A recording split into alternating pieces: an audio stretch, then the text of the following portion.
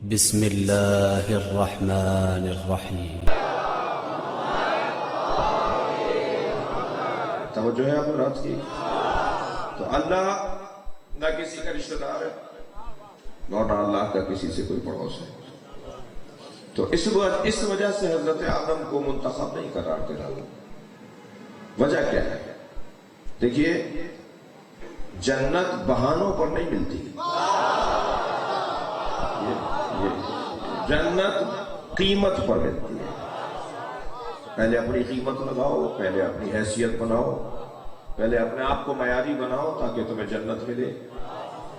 اللہ کے ہاں اگر آدم علیہ السلام منتخب روزگار ہیں تو کوئی سبب ضرور ہے، اس سبب کو تلاش کریں گے تو شاید ہمارے انتخاب میں بھی کوئی امکان ہو جائے کہ اللہ نے آدم کو کس بنیاد پر، حضرت آدم کو جس بنیاد پر اللہ نے منتخب قرار دیا وہ ہے علم۔ علم آدم سبب منتخب آدم، انتخاب آدم علم ہے۔ فرمایا کہ انبئونی علی ہؤلاء الاسماء، مجھے بتاؤ یہ نام کیا ہے، یہ کون ہے؟ تو فرشتوں نے کہا کہ انی اعلم ما لا، ہم اتنا ہی جانتے ہیں، انی لا اعلم الا ما علمتنا، ہم نہیں جانتے مگر جو تو نے ہمیں بتایا ہے، یعنی ہمارے پاس اتنا ہی علم ہے جتنا تو نے ہمیں بتایا ہے، ہم اس سے زیادہ جانتے ہی نہیں۔ حضرت آدم نے یہ نہیں کہا کہ جتنا تو نے بتایا اتنا ہی جانتے ہیں، یہ حسن ہے آدم ہے، یہ حسن آدم ہے کہ جتنا بتایا جائے اس سے آگے بڑھنے کی کوشش کرو۔ یہ کیا بات ہوئی کہ جتنا بتایا اتنے ہی کو رکے ہوئے ہو؟ یہ پیغام دوں گا میں اپنے بچوں اور جوانوں کے۔ کچھ لوگ ہوتے ہیں جو، معاف کیجیے گا، بھیڑ چال کا شکار ہوتے ہیں۔ جی، بھیڑ چال، جہاں پہلی بھیڑ گئی ہے وہیں دوسری جائے گی، یہ اس کو بھیڑ چال اس لیے کہتے ہیں، جہاں پہلا جانور گیا یہ بھی وہیں سے جائے گا۔ نہیں، بھیڑ چال نہیں ہونا چاہیے ہمیں، بلکہ ہمیں سمجھدار، ہوشیار، معاملہ فہم، جتنا بتائیں اس سے ایک قدم آگے آنے کی کوشش کریں۔ جب ڈاکٹر نے کہہ دیا کہ تمہارے لیے انگور نقصان دہ ہیں اس لیے کہ وہ کھٹے ہیں، تو کیا مطلب ہے انار کھٹے کھا لیں؟ کیا مطلب ہے شربت کھٹا پی لیں؟ یہ تو کوئی بات نہیں ہے۔ ڈاکٹر نے کہا انگور تمہارے لیے نقصان دہ اس لیے کہ کھٹے ہیں، تو اب ہر وہ چیز جو کھٹی ہو یہ تو خود سمجھنی ہے نا۔ یا کہیں گے نہیں ڈاکٹر نے تو کہا تھا صرف انگور نہیں کھانا، ڈاکٹر نے کب کہا کہ انار نہیں کھانا؟ یہ جو انداز ہے یہ عزیزان گرامی آدم کی اولاد کا ہونا چاہیے۔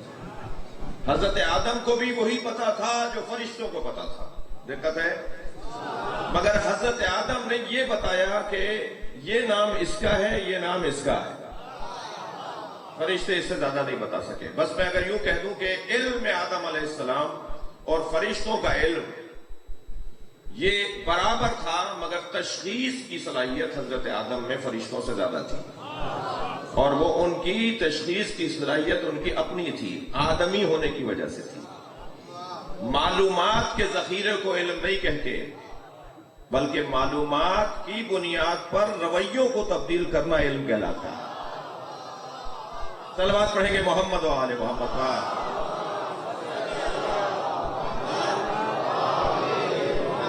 توجہ کر لیا آپ نے؟ ہمیں اپنی معلومات کی بنیاد پر اپنے رویے تبدیل کرنے ہوں گے۔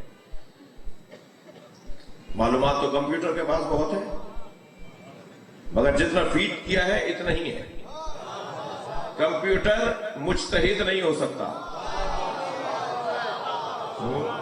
کمپیوٹر کے پاس ذخیرہ علم ہے مگر استنباط علم نہیں ہے، استنباط وہ نہیں کر سکتا، اس کے لیے ایک اور صلاحیت چاہیے جو انسان کے اندر موجود ہے۔ تو حضرت آدم کا جو عنوان انتخاب ہے وہ ان کا علم ہے۔ مجھ سے ایک صاحب کہنے لگے آپ علی کو افضل مانتے ہیں؟ میں نے کہا سینہ ٹھوک کر مانتے ہیں۔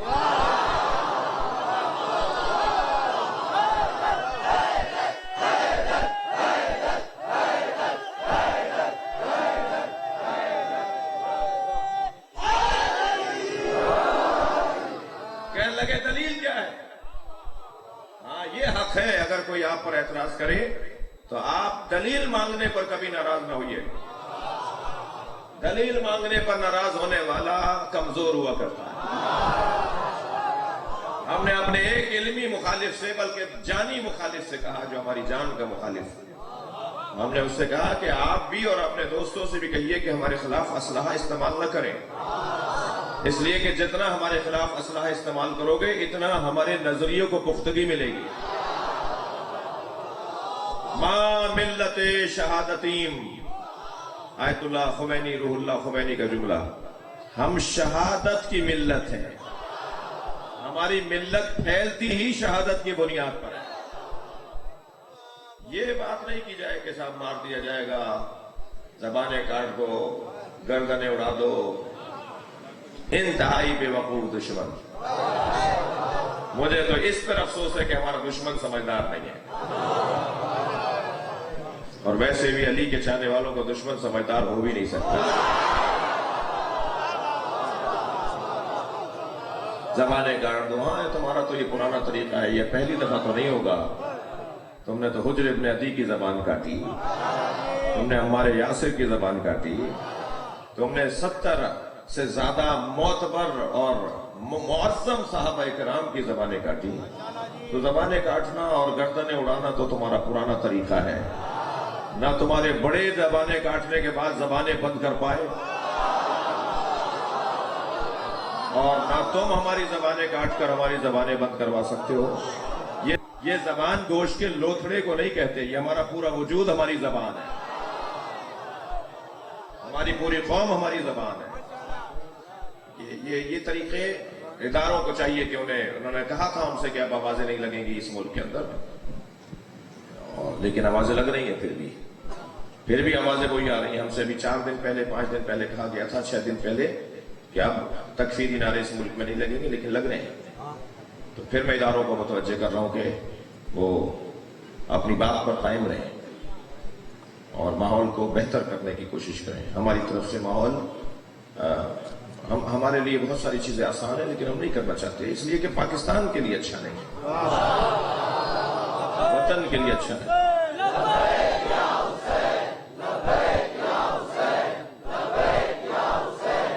मलक्तर सलवात पढ़ेंगे मोहम्मद व आले।